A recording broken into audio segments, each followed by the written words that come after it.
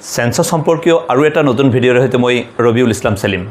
হয় আপোনালোকে লক্ষ্য কৰিছে এওঁলোকৰ সেন্সাস ক'ত হ'ব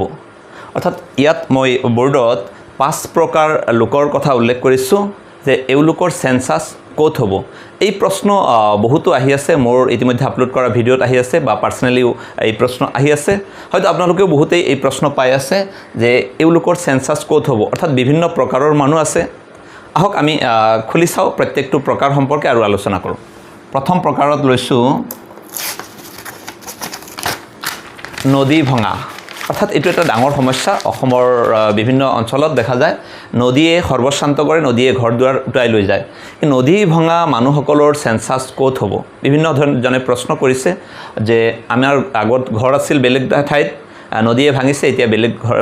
বেলেগ ঠাইত ঘৰ কৰিছো তেওঁলোকৰ কি হ'ব হয় এটো স্পষ্ট উত্তৰ যে নদীয়ে যেতিয়া ভাঙিছে বৰ্তমান য'ত আপোনালোকে আছে বৰ্তমান যদি নতুন ঠাইত ঘৰ কৰিছে বা ভাড়া আছে য'তেই বৰ্তমান আছে আপুনি তাতেই আপোনাৰ সেন্সাস হ'ব হয় নেক্সট 2 নম্বৰলৈ আহিছো উচ্ছেদিত হেতু এটা বৰ্তমান কেবাজনে প্ৰশ্ন সুধিছে যে উচ্ছেদিত শেহতীয়াভাৱে যি উচ্ছেদ হৈছে বিভিন্ন অঞ্চলত সেই উচ্ছেদিতসকলৰ কি হ'ব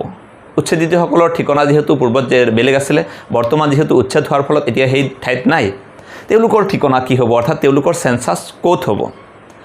এইটোৰ ক্ষেত্ৰতো একেই কথা যে যিসকলৰ উচ্ছেদ হৈছে তেওঁলোকে বৰ্তমান য'ত আছে আগত উচ্ছেদিত অৰ্থাৎ উচ্ছেদ হোৱা ঠাই য'ত উচ্ছেদ হৈছে সেই ঠাইত যদিও ভোটাৰ লিষ্টত নাম আছিল সেই ঠাইত দিব নালাগে সেন্সাস বৰ্তমান য'ত আছে বৰ্তমানৰ ঠিকনাত আপোনাৰ সেন্সাস হ'ব 3 নম্বৰলৈ আহিছো এইটো এটা সমস্যা দেখা যায় বহুতেই প্ৰশ্ন সুধিছে বিয়া হোৱা ছোৱালী যে এনেকুৱা প্ৰশ্ন আহিছে যে স্যাৰ মোৰ ছোৱালী ইতিমধ্যে বিয়া দিছো ভোট মোৰ ঘৰতে আছে হয় তেতিয়াহলে কি হ'ব আমি স্বামীৰ ঘৰত নাম দিম নে পিতৃগৃহত নাম দিম তো এইটোৰ ক্ষেত্ৰতো ক্লিয়াৰ যে যদি বিয়া হৈছে যেহেতু স্বামী ঘৰৰ সদস্য সেই ছোৱালীজনীৰ নাম সেন্সাসত স্বামী ঘৰতহে নাম অন্তৰ্ভুক্ত কৰিব লাগিব যদিও তেওঁৰ সেই ছোৱালীজনীৰ ভোট যদিও পিতৃগৃহত পিতৃৰ লগতে আছিল কিন্তু পিতৃগৃহত নহয় স্বামী গৃহত সেই ছোৱালীৰ নাম সেন্সাসত আহিব হয় নেক্সট আহিছো আমি 4 নম্বৰলৈ 4 নম্বৰত কি লিখা আছে ঠিকনা হলনি হয় বহুতেই দেখা গৈছে ঠিকনা হলনি কৰিছে হয়তো এবছৰ পূৰ্বে 2 বছৰ পূৰ্বে বা 5 বছৰ পূৰ্বে বেলেগ ঠিকনাত আছিল বৰ্তমান আকৌ ঠিকনা হলনি কৰি নতুন ঠিকনাত আহিছে নতুনকৈ ঘৰ বান্ধিছে বা যেনেকৈ নহওক ঠিকনা হলনি হৈছে তো তেওঁলোকৰ ক্ষেত্ৰত কি হ'ব এটো প্ৰশ্ন আহিছে যে তেওঁলোকৰ ক্ষেত্ৰতো একেই যে যদি ঠিকনা হলনি কৰিছে নতুন ঠিকনাত সেন্সাস হ'ব যদিহে নতুন ঠিকনাটো এক প্ৰকাৰ স্থায়ী একদম খন্তেকীয়া হ'ব নালাগে কিছু পৰিমাণে হলে স্থায়ী হ'ব লাগে য'ত নেকি বছৰৰ অধিকাংশ সময় থাকে আগতে যদিও বেলেগ ঠাইত আছিল বৰ্তমান বেলেগ ঠাইত আহিছে তেতিয়াহলে ঠিকনা হলনি হ'ল হয় আচ্ছা নেক্সট আহিছো 5 নম্বৰলৈ ভাড়াতীয়া এই প্ৰশ্নৰ ইতিমধ্যে মই পৃথক ভিডিঅ' এটা প্ৰস্তুত কৰিছিলোঁ ভাড়াতীয়াসকলৰ কি হ'ব ভাড়াতীয়াসকলৰ য'ত ভাড়াত আছে তাতেই সেন্সাস হ'ব যদিও মালিকৰ সেন্সাস হ'ব পৃথক ঘৰ নম্বৰত ভাড়াতীয়াৰ সেন্সাস হ'ব ভাড়াতীয়াৰ পৃথক ঘৰ নম্বৰ হ'ব অৰ্থাৎ এই 5টা ক্ষেত্ৰত এটা উমৈহতীয়া কমন এটা কথা হৈছে মই এই ক্ষেত্ৰত আপোনালোকে ক্লিয়াৰ হ'ব পাৰিব এই 5টা বা এনেকুৱা ধৰণৰ যদি আৰু ব্যক্তি থাকে ক্যাটেগৰীৰ তেতিয়াহলে একেই সমাধান একেই হ'ব যে বৰ্তমান ক'ত আছে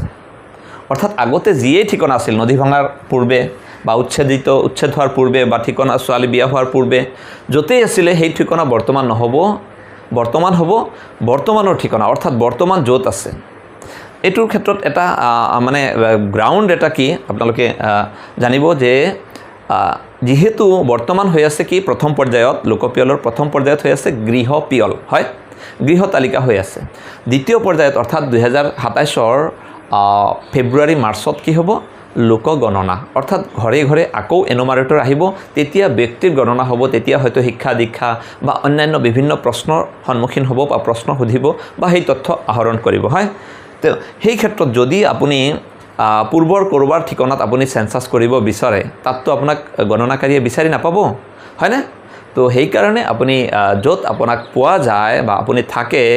য'ত আপোনাক গণনাকাৰীয়ে পাব অৰ্থাৎ বৰ্তমানৰ ঠিকনাত আপোনাৰ সেন্সাস হ'ব হয় তো আশা কৰিছোঁ যে এই ক্ষেত্ৰত আপোনালোকৰ কথাখিনি কিছু হ'লেও ক্লিয়াৰ কৰিব পাৰিছোঁ যদি আৰু কিবা সুধিবলগীয়া থাকে তেতিয়াহ'লে কমেণ্ট বক্সত কমেণ্ট কৰিব ধন্যবাদ